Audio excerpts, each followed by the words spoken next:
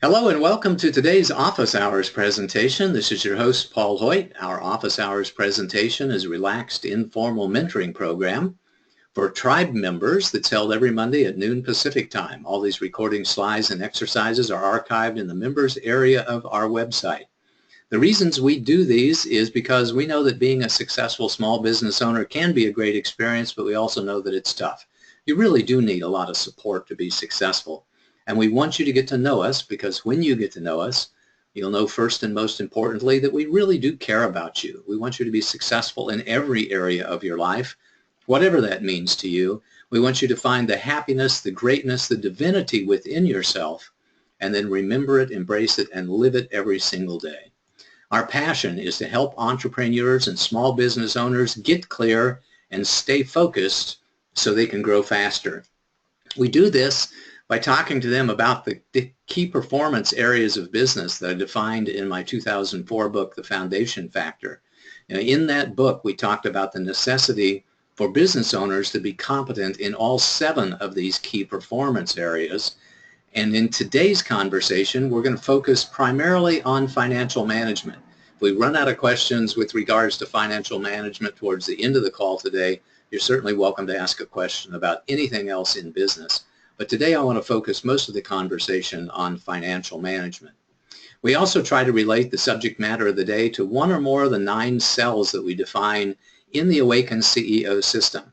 The Awakened CEO system essentially says that there's an integration between different areas of growth and different levels of performance. The 3 areas of growth being business growth, professional growth, and personal growth, and the 3 levels of performance being mindset, methods, and momentum. And today we're going to talk about how success in financial management and getting real about money and successfully managing your money really is about mindset in many ways, and it's about having specific methods at your disposal. And of course, it's about getting into momentum, taking action and doing something at the end of this call that will help you in some way improve your financial management activities.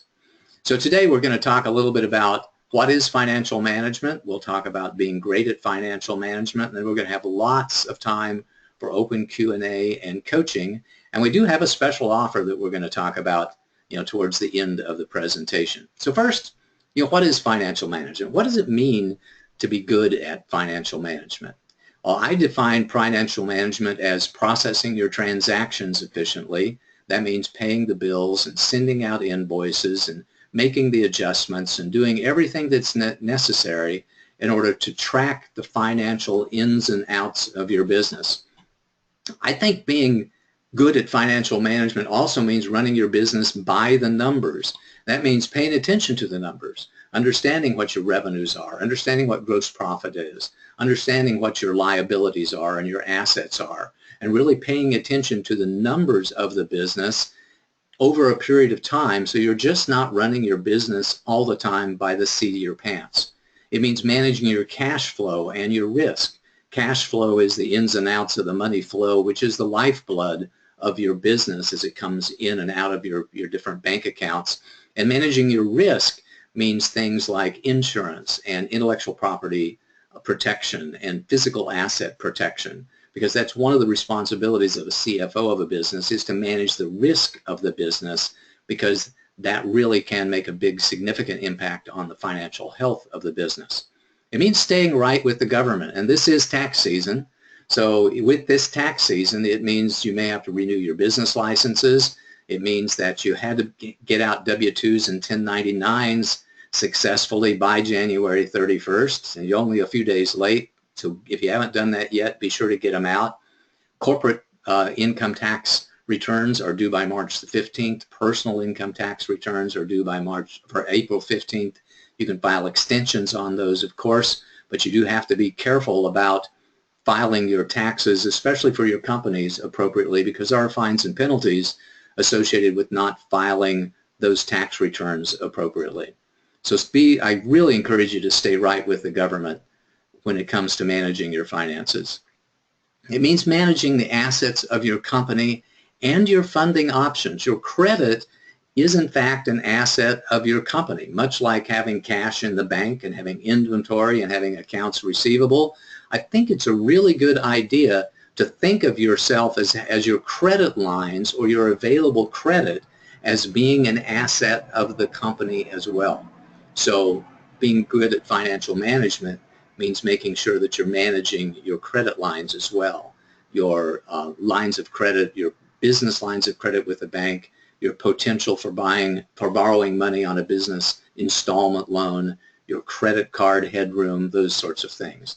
And it means managing the value of your business so that hopefully at some point in time you'll be able to sell your business, the intellectual property that you've created, the goodwill that you've created, the customer base that you've created to somebody else when you decide that it's time to move on to the next thing, whether that next thing be a chair on a fishing dock somewhere in retirement, or that next thing be your next entrepreneurial venture. Success in financial management also means, for many, many people, it means paying yourself. And some people never take that final step of making sure that they're paying themselves correctly. If you listen to my office hours presentations, you'll know that I tell people when they are starting their business, I want you to have your mindset on your focus on two things and two things only. Number one is I want you to engage with the marketplace as quickly as possible so that you can learn the lessons that only the marketplace can teach you. And number two is to have a relentless pursuit of financial stability. Financial stability, to me, by definition, means that you're paying yourself, means that you're taking care of your personal financial needs, because if you're not doing that, then you are not financially stable. Even though you may take a look at the business and say, well, it's running a profit, if it's not paying you, it's not, in my definition, a profitable enterprise, and it's not financially stable. So success in financial management of the enterprise means that you are taking home and putting in your bank account, enough money to take care of your personal financial needs, to take care of your retirement, to take care of putting away a legacy for your family, to take vacations from time to time, etc. When you have excellence in financial management, it means that you're generating cash predictably. You understand when the cash is going to come in and when the cash needs to go out. You're making a profit every month, and you're brainstorming ways to invest those profits in growing the enterprise. You welcome and even encourage audits by outside parties because you know that they're going to find that you're in great financial shape and that you can use the fact that you've just been audited successfully whenever you go out for bank loans and whenever you go out for funding of some other kinds. You don't ever worry about taxes or compliance because you know that you've got somebody on your team who's taking care of all that stuff, and you know that you got plenty of cash in order to pay the taxes, in order to pay the business licenses, etc. You know that you're covered in case of any risk or accident that happens because your insurance policies are in place, and you know that your company's increasing in value because you're paying attention to that stuff. That's a really wonderful, wonderful place to be. Not everybody is there. Some people, unfortunately, have poor financial management. And I've seen some pretty bad cases out there of people who are wondering where they can borrow more money. They're worried about making payroll and paying the suppliers. They don't know how much money they're losing because they're not tracking it very well, and they're afraid to take a look. You hope no one has an accident because you're not covered and you don't have any insurance, and the IRS might be knocking at your door and the bill collectors are calling every day. That's a terrible, terrible place to be. I've had clients that are there, and believe me, it is hard to dig yourself out of a hole when you find yourself in that poor of a financial management hole. So again, being great at financial management is managing your cash effectively. It's having effective credit policies so that you manage that credit well and you don't get too far into somebody to where when they don't pay you that it shuts down your business in some way. You process your transactions accurately and efficiently, typically with the help of a bookkeeper. You implement financial controls. Let's talk about that for a second because we haven't talked about that yet. Financial controls are those procedures and policies that you have at your company to make sure that the money is being managed appropriately. So large companies have a lot of financial controls. They'll have one person open up the envelopes that have the checks in them. They'll have another person list all of the deposits and make out the deposit slip. They'll have a third person take the deposits to the bank, and they'll have even a fourth person verify that the deposit at the bank matched the deposit slips, which matches some sort of a log of receipts that was made somewhere else. You know, they put the financial controls in place. When it comes to paying bills, they'll have one person put in a voucher or a request for payment, another person, you know, approve the payment, and a third person actually pay the bills, so that there's a separation of duties there that allows for the checks and balances, so that not just one person can go into the system, create a vendor, issue an invoice to that vendor, write the check, sign the check, and go cash the check themselves, which is how fraud happens a lot at smaller businesses. So regardless of the size of the business that you have, if there are two people in the business, if there's one person in the business, you don't have to have a lot of financial controls because you're doing everything anyway. But if there's two people at the business, if there's a bookkeeper and you, or you and your right-hand person, or you and your business partner, or whoever it is, two or more people to me means that you really have to have great financial controls at the business to minimize any sort of event at fraud and to discourage fraud.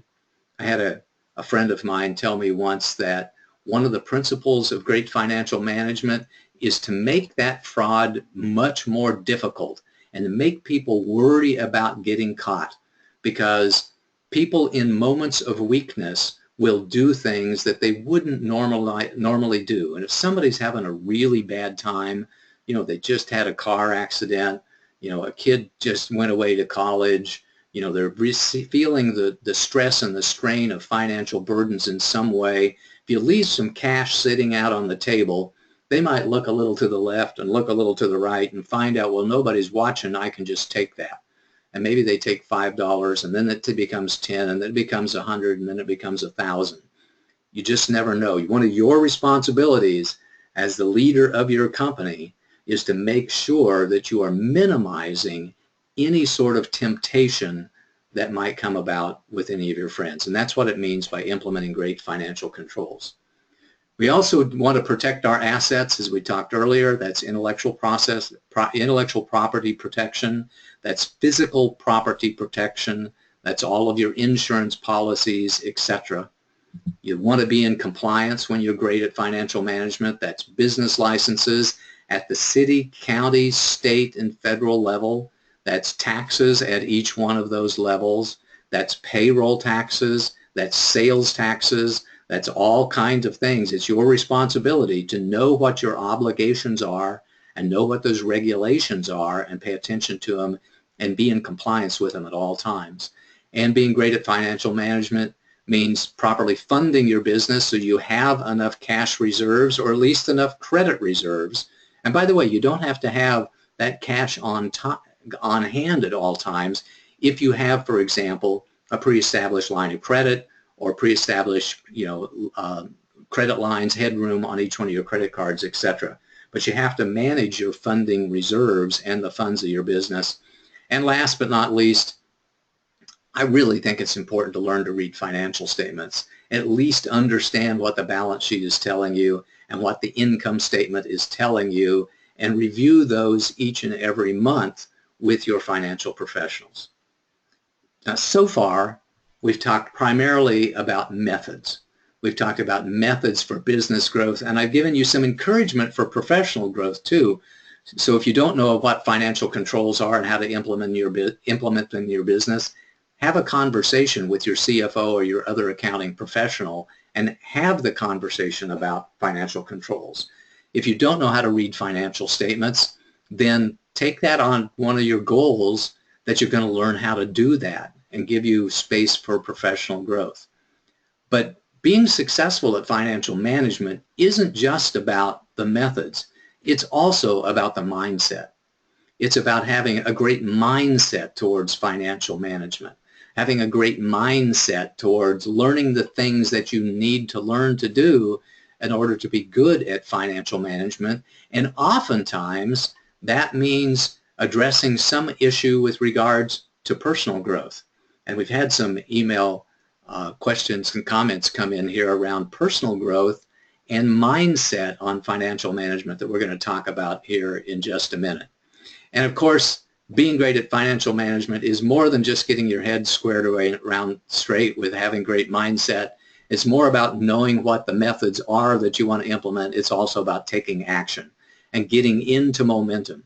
I like saying getting into momentum and increasing your momentum over time rather than just taking action, because taking action just might be brief, but unless you take repeated action over time, all focused in the same direction, you're not going to build up momentum with your business. And that's what we want. We want you to have momentum of revenues, momentum of profits, and momentum of successful financial management. And why do we do all this in the first place?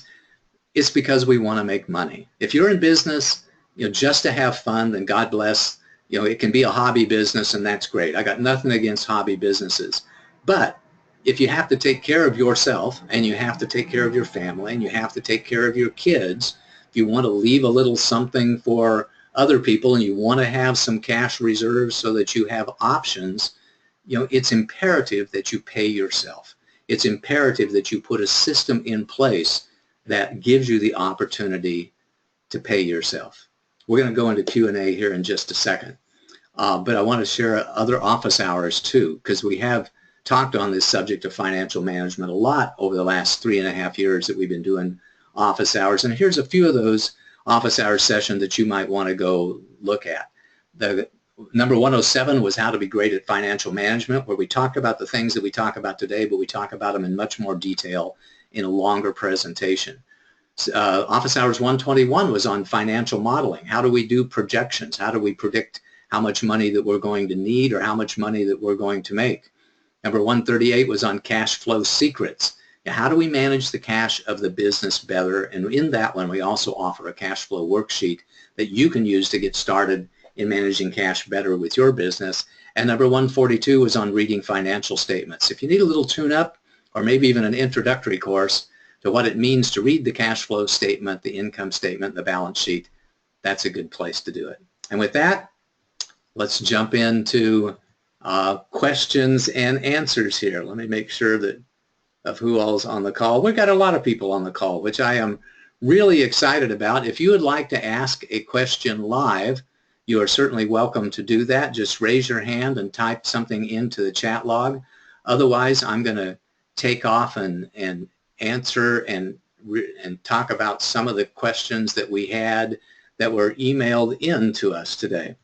And the first one I want to talk about is a really fantastic question that came in from my friend John Wren. John is a business consultant in Denver, Colorado that I met many years ago when I was living in Denver, and he wrote a really great question that I'm gonna take a look at here. And here's the question. I've met several people over the past couple of decades who way overachieve in their business except for one thing. They just don't make enough money. Don't make much money. They always seem to just be getting by. They see that as a problem, and they come to me expecting some help. And if there's a big problem, sometimes I can find that big problem and work on it. But then there's certain people who just, no matter what the problem seems to be, even when they figure out the problem, even if they don't have some sort of a nasty issue, gambling or some other kind of addiction, they work hard and are organized, but they still just struggle financially. And the question is, have I had experience with that sort of person? I'd say not only have I had experience with that, I've kind of been that person from time to time. And every once in a while, in my career, woken up and say, hey, wait a minute, I'm struggling financially, that I need to do something different in order to, cut back my overhead, cut back on my expenses, do something to get my financial house in order so that I can rebuild from there and move forward. Now, fortunately, I've always had the ability to do that. I've always had the ability to say, hey, this isn't working. I need to cut this out. I need to reduce my expenses. I need to get real with myself. I need to, change something in the business because it's not working the way that it is. But a lot of people, have a challenge doing that. There's even, of course, the old adage that people who win the lottery can be one of the worst things that happens to them because they can, blow all that money in a very short period of time. And that's all about mindset. So let's talk about that for a little bit. What is the mindset of someone who addresses their struggles appropriately, who takes the necessary action in order to right the ship, in order to turn around the business and get back on track, versus somebody who never addresses the issues appropriately and wisely, and somebody who knows what to do but just can't do it, or somebody who has a windfall and then can't successfully leverage that windfall. They seem to blow it. There's all kinds of different situations in which one may not manage their business successfully and not be very good at financial management.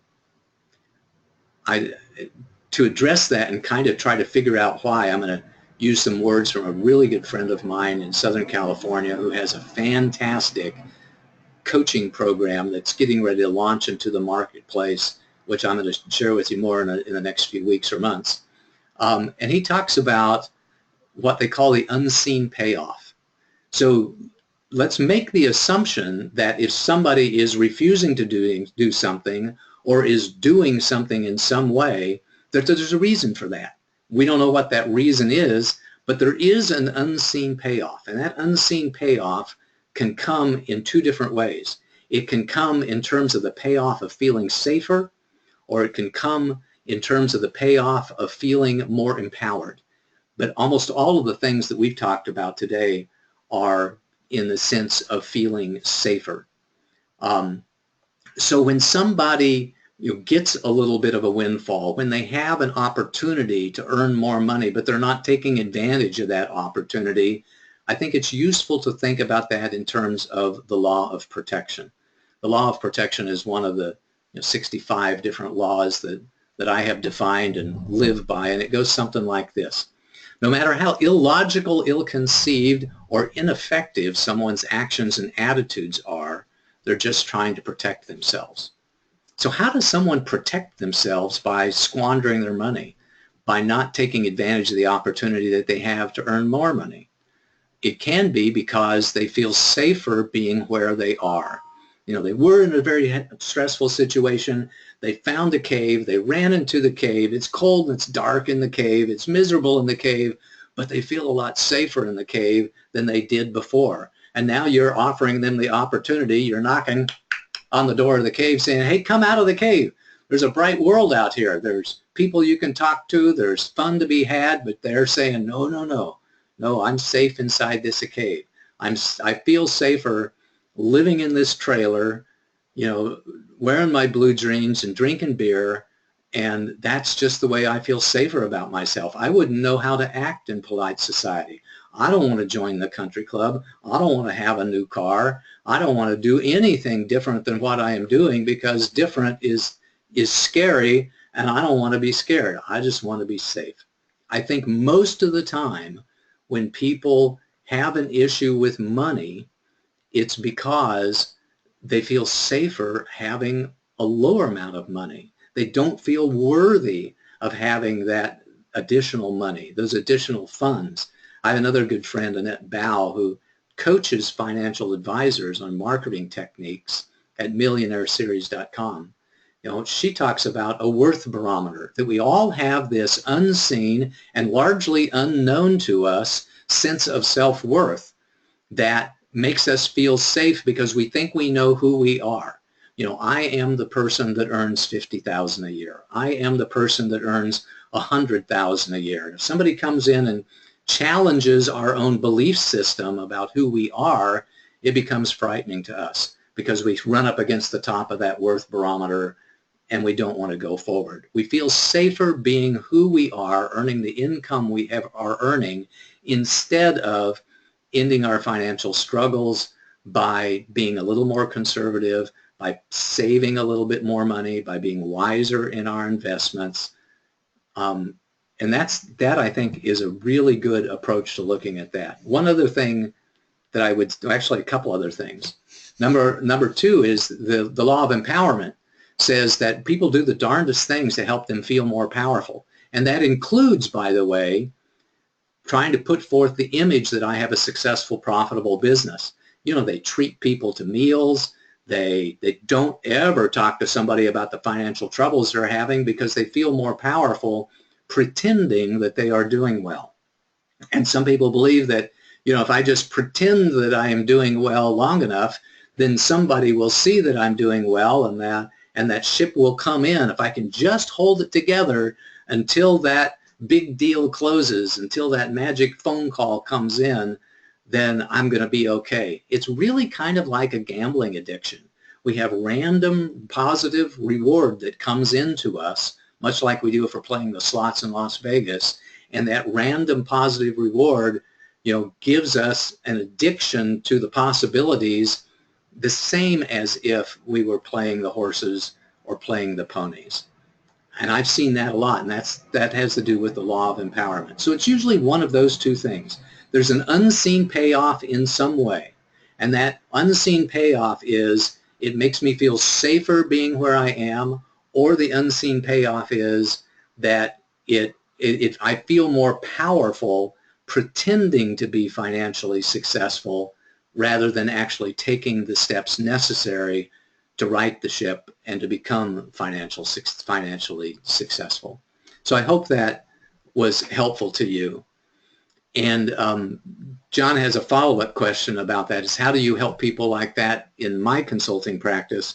I'm glad you asked, because I'm more than just a consultant. I'm also a personal mentor and a professional coach.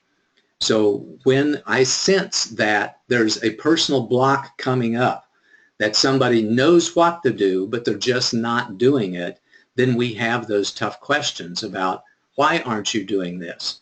And can put on the coach's hat that says things like, you know, can you think of a time in your life when somebody else provided a positive or a negative role model towards this behavior, and help them to become more self-aware and introspective. In fact, that's the reason I created the Awakened CEO system in the first place, was I realized that being a strategist and helping people create great plans wasn't near good enough, because 95% of the success is taking the plan and getting into action.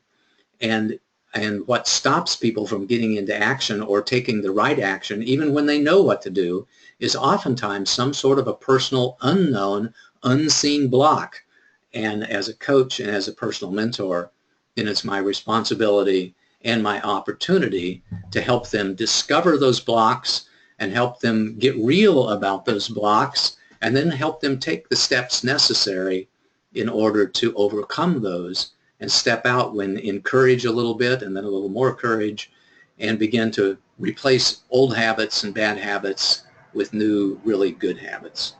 So, you know, I've certainly seen that in my own life, and I certainly see that with, you know, all of my clients, whether they are, you know, whether they are making a lot of money or whether they're yet to make a lot of money. You know, I love the old phrase that says, master your habits, master your life. And if you're not doing, you know, what you really need to be doing, then take a good look at your habits and reestablish new ones. I'm also a big fan of the mind-body-spirit connection. You know, getting really physically healthy and having great self-esteem, you know, by having a great physical presence, that's, you know, always very important too. So thanks for asking that question, John. But that's what I do, and that's why I created the Awakened CEO system. It's because I recognize that it's not just about business growth. Business growth requires professional growth, and professional growth oftentimes requires personal growth. I'm also a big fan of emotional intelligence and did an office hours on that. I think it was office hours number 91. And they say that emotional intelligence is by far a greater predictor of success than is intellectual or cognitive intelligence. So it's all those different things. So thank you very much for that question. Thank you very much for that comment. I had another question that came in here. So I'm going to read that, and then we're going to go for it. From my friend John Charters, what are the several key financial management aspects one should share with an investor to pique their interest in the opportunity?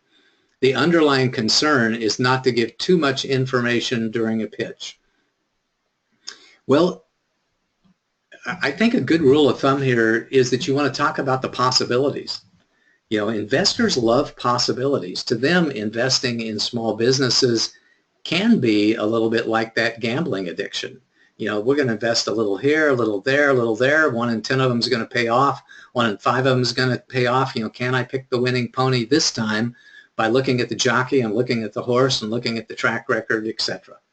So the payoff for them, the way that we intrigue their interest, is to talk about the possibilities. And the way that we talk about the possibilities is to talk about the size of the industry and the size of the market. Ideally, you know, this is in a stable industry where the market is growing like crazy, and you can see year over year over year, the trends are that more and more people are buying products like this one that we intend to provide, or the pain is getting worse, you know, day by day or month by month. And we have identified that pain, and here we have the opportunity to solve that pain, to make a great business in a huge and thriving market. So selling the possibilities by giving them numbers. You know, the numbers are, you know, the market was 1 billion last year, and we think it's going to be 2 billion this year and 3 billion the next year. Shows the possibility of a successful business in that market growing steadily, because a rising tide lifts all ships, right? So that's the analogy that we use for selling the possibilities there.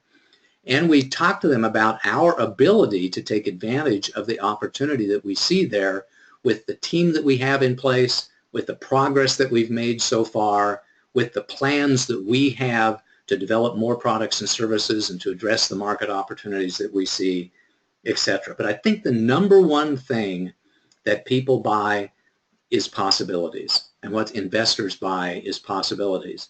I oftentimes tell my folks that it is much easier to raise capital before you get into business than it is to raise capital after you've gotten in business, especially in those first struggling 6 to 12 to 18 to 24 months. Very difficult to raise capital there. The only way that you're successful raising capital there is to concretely define your milestones and demonstrate the fact that you are meeting those milestones along the way. Because before you get into revenues and before you get into business, you can sell the possibilities, but thereafter you have to sell success and you have to sell progress. So by all means, make sure that you're making progress and make sure that you're having success and you're reaching your milestones, because if you're not doing that, then you're going to find it a hard time to raise capital. So I hope that was helpful to you, Mike. I appreciate you, coming onto the call, and as you do so often, and asking great questions. Thank you very much for that. I appreciate that. And let me see if I got another question here. I do. I got several other here. Here's a fairly simple one. What accounting systems do I recommend?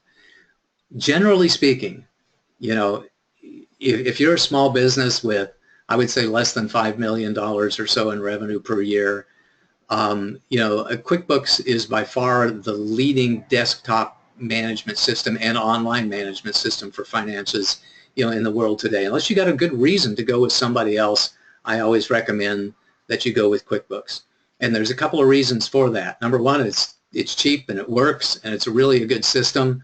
And the second one is there's always the availability of qualified professionals to help you implement it correctly and to help you use it. One of those I use in my business, is on the call today. Her name is LaVon Shields. LaVon and I have been working together for a long time. And she provides a lot of bookkeeping services to my clients. So with some of my clients, I operate as the CFO, and LaVon operates as the bookkeeper. For other ones who also have their own bookkeeper, I just operate as the CFO. But she's a fantastic QuickBooks Pro advisor, and she's had years and years of experience. She does great bookkeeping. She does great tax work. She does my tax work, and is going to do my tax work again this year. And I trust her implicitly because we have great conversations about accounting and bookkeeping and strategies and how this works and how that how this doesn't work, etc. She's a great gal, and with her and through the alliance and the affiliation I have with her, we offer great bookkeeping and accounting services, but right now it's all focused on QuickBooks. And I strongly recommend that if you're a small business just getting started, that you implement QuickBooks like in the first day of your business life, from the day that you make that first deposit at the bank, implement QuickBooks right away. QuickBooks Online is very easy to get up and running, or you can use a hosted QuickBooks solution, or you can use QuickBooks on your own server, but I don't recommend that because I like the hosted solution, or I like the QuickBooks Online, so you can have other people come in and assist with your accounting and bookkeeping, and so that you don't have any risk of losing your files, because nobody wants to lose their QuickBooks file, that's for darn sure. So that's what I recommend is QuickBooks. There are other systems out there, of course, and when you get larger, you may have to go to a system that has a lot more capability than QuickBooks does, but it'll do pretty darn good up to at least, I would say, 5 million in revenue with 5 or 6 concurrent users with the enterprise version, etc. That's been my experience. I love it. If you have some other experience or have some suggestions as to what might be alternative accounting systems, I certainly encourage you to type them into the window here. I have another question that came in wonderfully, and it says, if we were to measure 10 stages of financial skills, where the far left is, this is from Marcel, I love it, where the far left is financial foolishness and the far right is financial intelligence, what would you put for the 3 stages in the middle area? So I'm going to brainstorm here with you a little bit, Marcel, of what's in the middle. So, financial foolishness is not paying any attention to the money at all. It's like somebody says how much money you got and say, I don't know. When somebody says, you ask somebody how the business is doing, you look at your checking account, online, because you're really not keeping track of it in any other way, and say, well, I got $50 in the bank, I must be doing okay. That's kind of financial foolishness. When you don't know how much money you owe other people, you don't know whether or not you have, decent credit, but you probably don't because you haven't been paying attention to that. You don't know, much about your business, how much money is coming in, how much money is going out, how much money you owe other people, how much money they owe you, etc. That's total financial foolishness. In the middle there, I don't know what I would call them in the middle. Whether I'd call it like, being in middle school, financial middle school, where you're managing some things about the business okay. You got a little bit of a handle on your accounts receivable and accounts payable. You understand cash flow because you've been burned a few times because you had to pay a bill or had to make a payroll and the money wasn't there. And so you learned about the importance of cash flow. So maybe that's being in, financial middle school in some way. But you're really not there when it comes to protecting your assets. You don't have good insurance in place or intellectual property protection or other sorts of financial protection policies in place. You're probably not doing a cash flow forecast every week or every month to where you understand where those revenues are coming from and understand what the bills are that you need to pay. You're probably not really good at reading financial statements. You're just kind of in middle school. You're just kind of learning the ropes a little bit with regards to financial management. The key, by the way, if you find yourself in that place where you yourself as the CEO and leader of the business are not as financially intelligent as you would like to be, and you feel like there's an opportunity to make more money and keep more money if you are more financially intelligent, is to get somebody on your team that you can have financial conversations with. Get a CFO, your bookkeeper. Sit down at the end of each month and say, okay, how'd we do last month? And how'd we do compared to what we did last year? And how'd we do compared to, how'd we do in comparison to what we did last month? My favorite clients are those where we set revenue and profitability goals every single month. And when I talk to them every single week, one of the first questions I ask is, how are we doing on the revenues? And how are we doing on the profits? And they've always got their eyes focused on those revenue goals and those profitability goals week after week after week after week in those conversations. So get somebody on your team who will help you focus on those. Get somebody on your team who can help you read the financial statements, etc., so that you can become more financial literate and so that you can increase your financial intelligence over time. I'm going to take a quick, brief time out here from the questions and answers and go over a little bit of other information I want to share with you today. Our next office hours is February 13th. That's next Monday. We're going to do more live group coaching. I haven't decided on what the theme is yet, but if you'd like to suggest some topics, go to paulsurvey.com. I'd like to also introduce what I'm calling the No BS Business Growth Package. This is a new campaign that I am coming out with. The No BS Business Growth Package is 4 consulting sessions, the Business Clarity Questionnaire, the Phase Growth Strategy, the Business Foundation Profile, and a 90-day plan. That's 4 90-minute consulting sessions with me or with one of our senior consultants. And this No BS package has a list price of $1,500, but that's not what we're going to charge you. We'd like to invite you to give us a call so we could talk about what bonuses and discounts are available for you right now. And the package comes with a 100% money back guarantee. If you don't want to continue after the first session, we'll give you all your money back. And if you don't agree that the package was worth every penny, then you set the price. That's right. If we get through the entire package and program and you say, Paul, that just wasn't worth the money that I paid for it, then we'll have a discussion because I want to make it right with you. The most important thing with me is that I have a great relationship with my clients and my customers and my affiliate partners. And if that means leaving a little money on the table, then I'm happy to do that. So call today to schedule your free strategy session, and you can learn about available discounts and bonuses, because I do offer them all the time, and it does kind of depend on where you are in business. So for example, I'm just getting started and I want to get started the right way, you'd have the get started bonus, and I can throw in some other things too. So give me a call if you have any interest at all in that No BS Business Growth Package. And with that, let's go back into open Q&A. I'm going to take a drink and then I'm going to answer some of your other questions.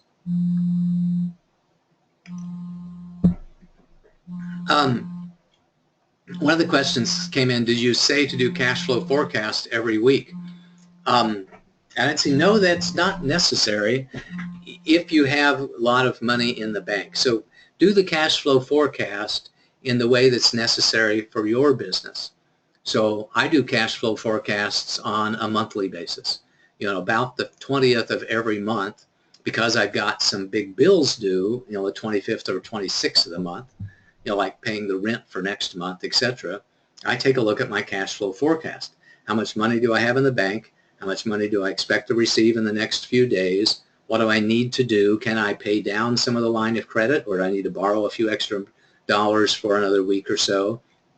And I take a look at that whenever it comes time to have a big financial event. A lot of companies pay bills twice a month, like on the 1st and the 15th, or on the 10th and the 25th. And so when that becomes close to that, a few days in advance of that, we may want to take a look at our cash flow forecast to decide what the ability is for us to pay those bills and what we can do with the cash surplus, etc. Other companies, really large companies, by the way, take a look at the financial planning every single day. Every single day, they've got somebody in their business who's fulfilling that treasurer function, and the first thing that you do when they get to work is to take a look at all the alerts associated with all of the bank accounts, and they're going in and checking the balance of each one of the bank accounts, and they're logging all of that, and they're taking a look at the accounts payable that's scheduled, and they're taking a look at the payroll that's scheduled, and they're looking at the cash flow forecast, I would say repeatedly over time, consistently, like all the time they're managing the cash of the business. That's rarely necessary at a small business. At a small business, a couple of times a month looking at the cash flow forecast and really understanding the revenues that you expect and the payments that you plan to make is enough. So that's, I would say, twice a month is a pretty good rule of thumb, because I also think it's a good idea to pay bills twice a month. Like I say, on the 10th and the 25th is pretty good. So we're doing a cash flow forecast on the 5th and the 20th to make sure that we're in shape to pay the bills that are coming up when they come up. Hopefully that was helpful to you and answered that question. I'm not sure, Marcel, that I answered the question around the 10 stages, but I'm going to think about that. And if I do think of something, a better answer than the one I provided, I'll give that to you. And we have just a few more questions here. Here's one. Have you heard about the profit first system, and what do I think about it? And the answer is yes. Just frankly, in the last few weeks, I learned about the profit first system. And I don't know that I'm pronouncing the guy's name right, Michael Michalowicz or something like that. But I think if you just looked up profit first system, you'd see it. The profit first system is really, I think it's a really great system, and I would say a modern day implementation about what used to be called the envelope system. So many years ago, when people were paid in cash, what they strongly recommend that you did was that you had an envelope for the utility bill, and an envelope for the house payment or the rent, and an envelope for the car payment, and an envelope for going to the store and buying food, and an envelope for knocking around money. But whenever the cash came in, that you put the cash into those envelopes appropriately, so when it came time to pay the rent, you just went to the rent envelope and pulled out the cash and handed it to the landlord. When it came time to go to the store and buy groceries, you went to the grocery envelope and pulled the cash out of there and handed it to the person at the grocery store clerk, etc. So you kept track of things and you allocated the money that came in into those different buckets before you took all the cash and went to the bar and spent it all on booze. It was a really great system. I know people right now today that are still implementing the envelope system for managing the cash that they have with their business. Well, Profit First is a takeoff on that. So Profit First says, make sure that you have a bucket for paying your payroll taxes or payrolls. Make sure you have a bucket for your operating expenses. The difference is that they say, put the cash in the envelope that has your name on it first. Pay yourself first. Take a profit of the business first and have the mindset that no matter what, the business is going to pay me first. They say that the magic that happens with that is that you figure out how to make everything else work with less money after you have paid yourself first. That a lot of people have a tendency to do other things first. They pay other people first. They pay their suppliers first. They invest in marketing programs first. They invest in product development programs first. They go out to lunch first. They go to the bar first. And by the end of the month, they find out that they haven't got anything left over for themselves. So if you find out that you are not having money left over for yourself at the end of the month, if you're not able to pay your salary, and if you're not able to take the profits of the business on top of your salary, that's right, by the way, not only need to pay yourself a salary, a fair wage for the time that you're spending in the business, but also reward yourself for the investment that you have made in the business. So we pay ourselves a salary and we pay ourselves a profit on top of that salary. If you find that you're not having money left over at the end of the month to pay yourself or to take your profits out of the business, then maybe the Profit First system is exactly right for you. Maybe that whenever the money flows in, that every time that you get a check that you're taking 10% out and putting it in a separate bank account that is hard for you to get in touch with, that you're transferring it completely out of that operating account of the business, and you're paying yourself first and you're putting it in a place that it's difficult to touch. And you're taking your profits first. That can be a great system. And anyway, I encourage you to learn about that system, because the mindset of saying that I'm not in this business just for fun, I'm in the business to take care of myself and take care of my family both today and tomorrow through paying myself a fair wage and through taking my fair share of the profits of the business, is a really great mindset to have. So look up, if you haven't seen it already, the Profit First system, because it's really quite a really good system. And Marcel just typed something in that says, some others she had were financially curious, financially capable, and financially committed. I love those three distinctions.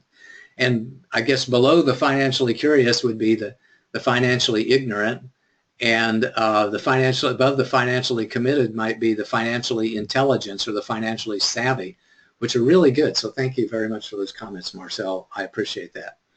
And I got 12:53, so I got time for a couple of more questions here. And the next question is, do I really have to learn to read financial statements? And I think the answer is yes, you do. You need to know basic concepts. If you're running the business, you need to know basic concepts like top line revenue and direct costs and operating expenses and net profit or operating income. And I really think you should know that the term EBITDA, which is earnings before interest, taxes, depreciation, and amortization, because that is a financial metric by which we measure the value of a business. The asset value of a business is oftentimes expressed in a multiple of EBITDA. So you need to know what EBITDA is. So you need to have basic financial competence. I encourage you to listen to my office hours on reading financial statements. I think we talked about the basics of there. Earlier I talked about the importance of having somebody on your team that you could have the accounting conversations with so that you can at the end of each month say, okay, how do we do? And what can you tell me about the business? You know, how much gross margin are we making? What is our operating expenses? Are they trending up or trending down? How are we doing compared to last year? You know, what marketing campaigns are working really well for us? How many customers did we bill last month? How many individual unit sales did we have? How many of each one of the products or service offerings that we have did we sell? And are those trending up or down? Pay attention to the numbers. Run your business by the numbers instead of just consistently running by the seat of your pants. And if you can't do that, then by all means have somebody on your team who is watching the numbers for you and who can come in and speak to you about changing things that need to be changed, doing the things that you need to do to have the success that you have. And when somebody tells you you need to cut that stuff out, stop those $200 lunches, stop, you gotta let this person go, we need to cut back on this staff, we need to invest more in this area, pay attention to them. Have a financial partner at your company so that you can gain financial competence for yourself. And I'd say the bare minimum of financial competence is trusting somebody who has financial competence to trust their advice and to trust them that they have your best interests and their best interests at heart. So that's kind of the bare minimum. And yes, I think you got to learn to read financial statements. At a minimum, understand what an asset is, understand what a liability is, understand the relationship between assets, liabilities, and equity, understand what top-line revenue is, cost of goods sold is, gross profit, gross margin, operating expenses, and net profit is. I'm going to take this one last question here, which is, how do I figure out how much money I need to start and grow my business? I probably helped, 200 or 300 people answer that question for themselves. And I think the first step is to figure out what is the business that you want to create. How big of a business do you see this? What business do you think that you want to create in 2 to 3 to 5 years? Do you just want to have a business that's making you $50,000 a year and is really building your own job, doing the things that you love to do?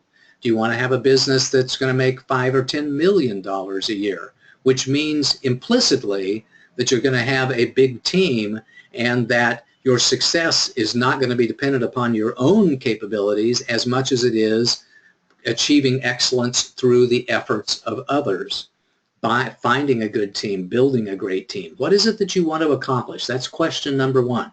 Where do you want to go? Question number two is, how are you going to get there? What is your step-by-step plan to get you from where you are to where you want to go? What are the phases of growth that you have?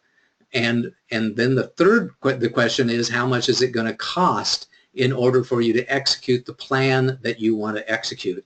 And that's the answer to your question.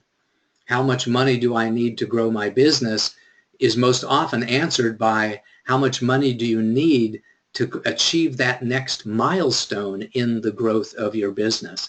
How much money do you need to launch this product? How much money do you need to take care of yourself and your family for the next 18 months as you begin to build your reputation in the marketplace and buy your customer base. That's right, buy your initial customer base, typically through discounts and special offers, and develop a reputation and develop the social proof that you need to build a strong foundation for your business and grow forward.